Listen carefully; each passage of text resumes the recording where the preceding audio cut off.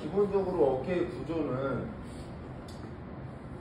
여기서 보는 것처럼 뼈, 그죠? 그다음 뼈, 리가먼트, 그 다음에 메이저 딥머슬, 그 다음에 슈퍼피셜. 그래서 이쪽은 로테이터 커프, 그 다음에 이쪽은 바깥에 있는 큰 근육들, 델토이드라든지 라티스머스 도시, 얘네들이 존재하는 거죠. 그래서 아까 말했듯이 지금 만약에 라테랄이면 측면이고 안테리어면 앞에서 바라본 거잖아요. 여기서 이렇게 집어넣었어요. 만약에 이렇게 집어넣었어요. 근데 왜 전방에서의 찝힘을 안 좋냐면 이 바이셉스 그루브가 슬랩이거든요. 얘가 만약에 걸려버리면 얘를 계속 긁어버려요. 모빌라이제이션 하면서. 그래서 이 앞쪽 구조물에 걸림이 없게 포스테리어로 밀어 들어가는 게 제가 볼 때 제 경험에서는 제일 중요했어요. 그래서 물어봐서 앞쪽에 불편하다? 대신에 그 불편함이 그냥 늘어나는 느낌이면 저는 진행하거든요. 근데 임핀지 형태다? 그럼 무조건 피하는 거죠. 그래서 이렇게 후방 관절랑 이렇게 되어 있고요. 그래서 어깨 많이 안 좋으신 분들 보면 클라비클에서 스터넘으로 연결되는 이 부분 있죠. 네. SC 조인트 네. 맞나? 네. 이 부분이 이렇게 튀어나온 분들이 있어요. AC 조인트가 튀어나온 분들이 있고, 이분들은 대체적으로는 얘가 만약에 SC 조인트가 이렇게 존재하면 얘가 짧아지면 어떻게 돼요? 이렇게 밀고 올라와요. 네. 그렇죠? 얘가 이렇게 밀고 올라오죠. 이렇게. 네. AC 조인트도 마찬가지로 이렇게 밀고 올라오는 사람들이 있고요. 그러면 이제 약간 컴프레션에 의해서 그 관절이 구축될 가능성이 높은 거죠. 대체적으로 야구 선수들도 그런 케이스가 있고요. 그래서 어깨의 구조에서는 뭐 잘 아는 것처럼 뭐 GH 조인트의 헤드, 그리고 제가 자주 말하는 엑셀러리 파우치가 얘예요. 요 어딘지 여기 딱 겨드랑이. 네. 그래서 어깨에 아로에 만나오는 사람들이 겨드랑이가 딱딱해지는 게 얘가 굽는 거예요. 얘가 굽고 그 밑이 굳어지니까, 예를 들어서 우리 스카풀라 휴머럴 리듬 보면 팔이 이렇게 들어 올릴 때 그러니까 휴머러스가 2도 올라가면 스캐플라가 1도 따라가면서 이렇게 들리는 거잖아요. 근데 지금 여기라고 보면 이렇게 들었는데 들 때 요 공간 있죠. 이 공간이 얘를 닫는 공간이에요. 이해돼요? 얘가 이렇게 딱 들어갈 때 이 공간이 이 안에 담기는 거예요. 그래야 얘가 이렇게 올라갈 때 위로 활주하는 게 아니라 밑으로 이렇게 쓱 내려주는 거죠. 네. 이해되죠? 네. 그래서 얘가 굳어지면, 그러니까 이게 닭이 먼저냐 알이 먼저냐의 문제인데, 이렇게 당겨줘야 얘가 일로 가서 충돌을 안 해요. 그러니까 밑으로 글라이딩, 그러니까 롤 앤 슬라이딩이라고 하잖아요, 해부학에서. 네. 그럼 여기서 롤을 하면서 글라이딩이 이렇게 일어나요. 그러려면 이 공간이 확보되어 있어야 되는 거죠. 네. 이해되죠? 네. 근데 만약에 어떤 이유에서든 얘가 굳었거나 또는 극상근이 이거를 이제 헤드를 눌러준다고 하는데, 얘가 들릴 때 이 극상근이 헤드를 이렇게 눌러줘야 돼요. 눌러야 밑으로 내려가거든요. 얘가 힘이 없어. 그러면 얘가 올라갈 때 이렇게 위로 치받고 올라가는 거죠. 그래서 이 두 개가 서로 마주보고 있는 거예요. 그래서 이 구조에 대한 이해가 왜 필요하냐면, 하방 글라이딩이 안 되면 극상근의 임핀지가 생길 가능성이 아주 높거든요. 그래서 이 아크로미오, 이 스페이스가 좁아지니까 얘가 이렇게 올라와요. 근데 정상적인 외전이라 하면 이 공간을 확보한 채 얘가 돌아야 되니까, 여기가 보면 그레이트 투어 센터잖아요. 그죠? 얘가 높죠? 가서 박는 거예요. 그러니까 지금 여기보다 위치가 팔이 들리면 더 내려와야 돼요. 그래서 저희가 벨트를 묶고 이렇게 들어 올리는 게 이 공간을 확보하겠다는 뜻이에요. 요 이해됐죠? 이게 하방 글라이딩에서 생기는 거.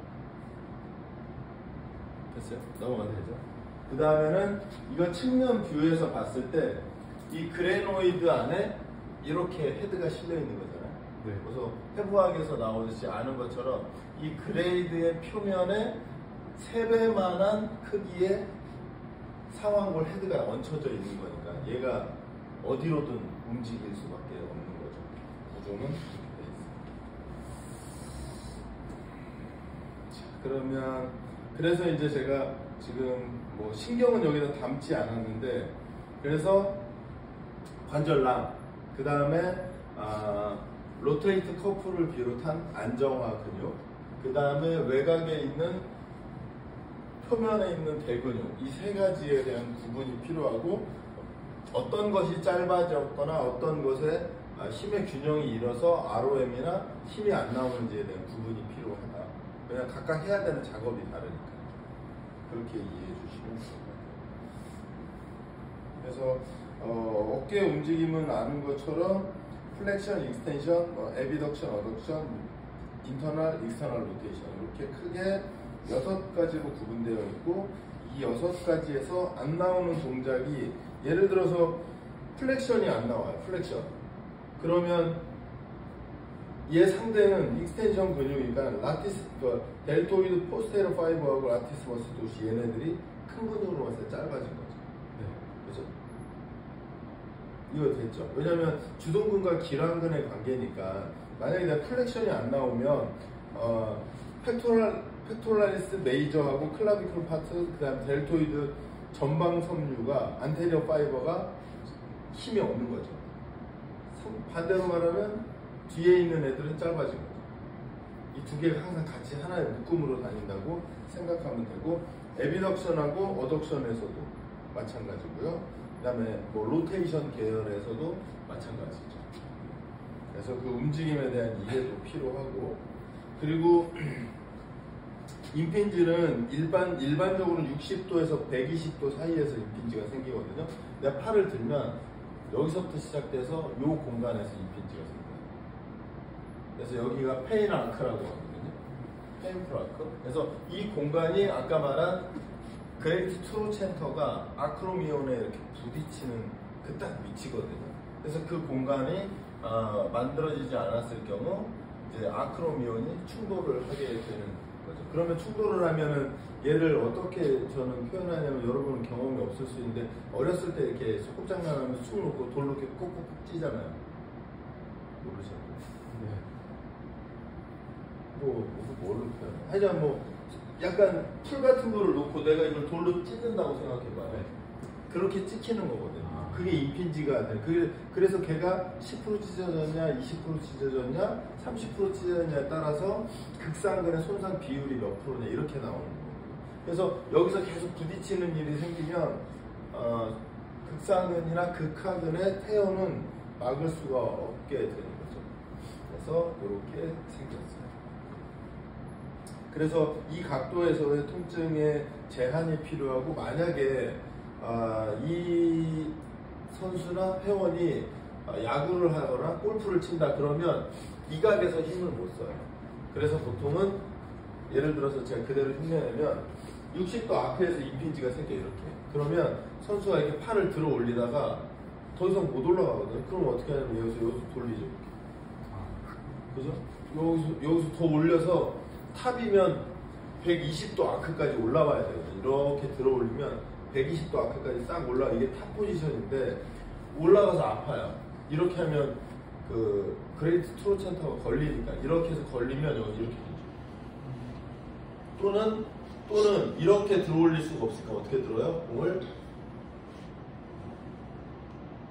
이렇게. 그런 선수 봤죠? 네, 이렇게 던지고. 그래서 이걸 투포안 던지냐? 코치들이 그러거든요. 얘가 극상근의 손 데미지에 의해서. 근데 보세요. 손이 이렇게 올라가면 MCL이 노출돼요. 그대로. 이렇게 던지죠. 그럼 이게 MCL이 나갈 수밖에 없는 구조가 생겨요. 그래서 보통 MCL 안 좋은 기현이도 그랬고 거의 대다수 그 여자 김나경 선수도 그렇고 거의 대다수 MCL 안 좋은 애 보면 어깨, 고관절 딱 보면 2개가 다 잠겨 있을 가능성이 제가 볼 때 거의 90% 이상이에요. 근데 이제 뭐 전에도 말했듯이 병원에서 보면 어깨 아픈가 거기 치료하고 주사 놓고 통증은 없어질지언정 이 문제를 일으킨 어떤 원인을 해결할 수 없다. 그래서 그 원인은 저는 개인적으로 우리밖에 없다. 저는 그렇게 생각해요. 의사도 안 돼요. 제가 볼 때 병원도 안 돼요. 물리치료사도 안 돼요. 이게 이제 키네틱 체인에 대한 개념을 장착하고 있어야 가능한 일이에요.